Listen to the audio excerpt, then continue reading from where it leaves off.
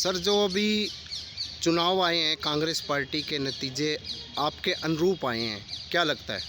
देखिए, चुनाव के नतीजे जो आए हैं ये तो ठीक है कि कांग्रेस पार्टी तीनों स्टेटों में हार गई, लेकिन ये निराशाजनक नतीजे नहीं हैं। हमारे साथियों ने और जनता ने निराश होने की आवश्यकता नहीं, और इन्होंने अति प्रसन्न होने की आवश्यकता नहीं जो सत्ता में आए, क्योंकि अब राजस्थान का अगर मैं हिसाब लगाऊं तो राजस्थान का देखो, हरियाणा प्रदेश की सीमाओं से सटा हुआ सारा का सारा इलाका 34 में से 29 सीट कांग्रेस पार्टी के पक्ष में लोगों ने डाली है। जहां कांग्रेस जीतती है बड़े भारी वोटों से जीतती है, और जो कांग्रेस हारी है तो वहाँ बहुत थोड़े मार्जिन से हारी है।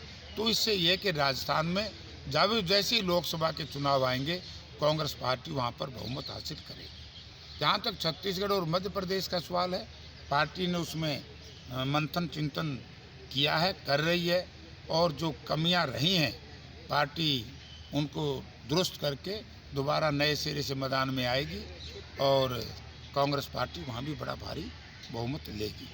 जहाँ तक हरियाणा प्रदेश का सवाल है, हरियाणा प्रदेश का पहली बात तो यह है कि क्योंकि छत्तीसगढ़ और मध्य प्रदेश हमसे बहुत दूर है, हमारा नतीजा अगर आप उसका आंकलन करें, सोचें, क्योंकि हमारा और राजस्थान का जो इधर का इलाका हरियाणा प्रदेश की सीमाओं से लगता हुआ, ये जीत के वही कारण है। जहाँ जहाँ किसान आंदोलन गया तो बड़ा भारी कांग्रेस पार्टी को विजय मिली और बीजेपी को हार मिली।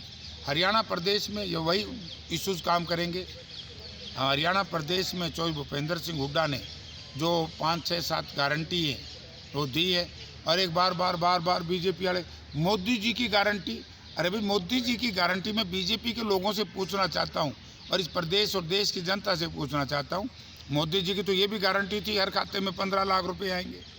मोदी जी की तो ये भी गारंटी थी हर साल 2 करोड़ नौजवानों को रोजगार देंगे। कहाँ है मोदी जी की गारंटी? कौन विश्वास करेगा? मान लो हरियाणा में चुनाव आएंगे, मोदी जी को मिलने कौन पहुंचेगा भाई? गारंटी मांगेगी जनता, जो नेतृत्व आगे काम करेगा, चाहे बीजेपी का हो चाहे कांग्रेस का हो। गारंटी के ऊपर विश्वास है तो हरियाणा प्रदेश की जनता ने भूपेंद्र सिंह हुड्डा की गारंटी पे विश्वास है, इन पे विश्वास नहीं। अब तो ये पुराने सिस्टम की बात होली, अब इस पे चर्चा नहीं करनी चाहिए, क्योंकि जनाधार इनका कहीं भी नहीं है। वो कहते हैं ना, पूत के पैर पालना में दिख जाए। वो तो थोड़ी सी गलती होगी, धोखा कर लिया इन्हें। पहले भी इन्होंने बीजेपी के खिलाफ वोट मिली थी, जहाँ कांग्रेस ने टिकट वितरण में गलती करी तो लोगों ने बीजेपी को वोट नहीं दी थी, जेजेपी को दे दी।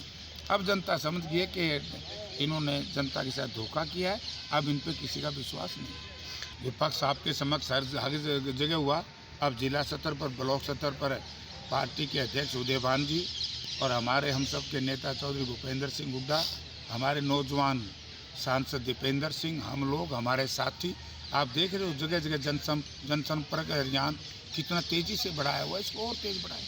हाँ। उस आदमी को जवाब दिया जाता है जिसको किसी चीज़ का ज्ञान हो। जिस व्यक्ति ने अपनी खोई हुई राजनीति को ढूंढने के लिए, तलाशने के लिए बीजेपी में गया था, तो वहाँ उसको कुछ नहीं मिला। तो जिसको व्यवहारिक ज्ञान ना हो, जिसको राजनीति का ज्ञान ना हो, जिसमें परिपक्वता ना हो, जिसको यही नहीं पता कि दीपेंद्र सिंह 43 साल की उम्र में 4 बार का MP है और उसका कद कितना ऊंचा है, तो उसके बारे में इस तरह की बातें करना, अपना कहावत है, भले भाई बिटोड़े में तो गोश्त से निकलेंगे। से अभी 3 राज्यों में जो चुनाव हुए उसमें ये कहते हैं कि जो टिकट वितरण में खामियां थी, नए लोगों को दी गई, इस कारण हार गई। एक OBC को लेकर भी है, OBC के समाज के लोगों को भी नहीं मिली, इस कारण भी लगता है। क्या कहेंगे आप? देखो, तो पार्टी हाईकमांड इस पर मंथन कर रही है, पार्टी जो फैसला करेगी अच्छा करेगी, और ये सही है, क्योंकि विपरीत परिस्थितियों से भी अवसर निकलते हैं, मौके निकलते हैं, सीखता है इंसान, और पार्टियां तो सीखती हैं। जो कहाँ कहीं जो गड़बड़ रही हैं तो उनको दुरुस्त करके नए सिरे से मैदान में आएंगे, और देश में इंडिया गठबंधन की सरकार बनेगी। क्योंकि 225 सीट तो दक्षिण भारत की ऐसी हैं जहाँ मीडिया ने भी मान लिया कि दक्षिण में बीजेपी के दरवाजे बंद, और उत्तर भारत में तो आप देख रहे हो आज क्या हाल है बिहार का। बिहार में इंडिया गठबंधन टॉप पे जाएगा, महाराष्ट्र में इंडिया गठबंधन टॉप पे जाएगा, झारखंड में, हरियाणा में, पंजाब में, दिल्ली में इंडिया गठबंधन का कोई मुकाबला नहीं कर पाएंगे। महंगाई, बेरोजगारी, कानून व्यवस्था की स्थिति चौपट, लॉ एंड ऑर्डर जिसको अपन कहते हैं, ये जो जहरीली शराब का मामला, किसान की फसल के उचित दाम ना मिलना, उनकी पेमेंट ना होना, बहुत से इशूज हैं। शराब का जिक्र किया, 22 लोगों की मौत हुई थी। अभी महिलाओं ने रिसेंटली प्रदर्शन भी है ठेका उठवाने के लिए, बंद करवाने के लिए। ठेका फिर भी नहीं उठा रहे। ये तो भाई, ये प्रदेश की सरकार संपूर्ण भ्रष्टाचार में डूबी हुई है। तो इस पे मैं महिलाओं से भी कहना चाहूँगा, क्या कहते हैं ना, भेड़ के आगे बीन बजाने का कोई लाभ नहीं। इनके आगे फरियाद करने का भी मैं समझता हूँ हरियाणा प्रदेश की जनता ने सोच लेना चाहिए। गठबंधन सरकार के सामने कोई लाभ नहीं है, ये जनहित का कोई काम नहीं करेंगे। ये तो प्रदेश की जनता को दोनों हाथों से लूटने में लगी। ये पार्टी फैसला करेगी, जो पार्टी चाहेगी मैं वही करूँगा।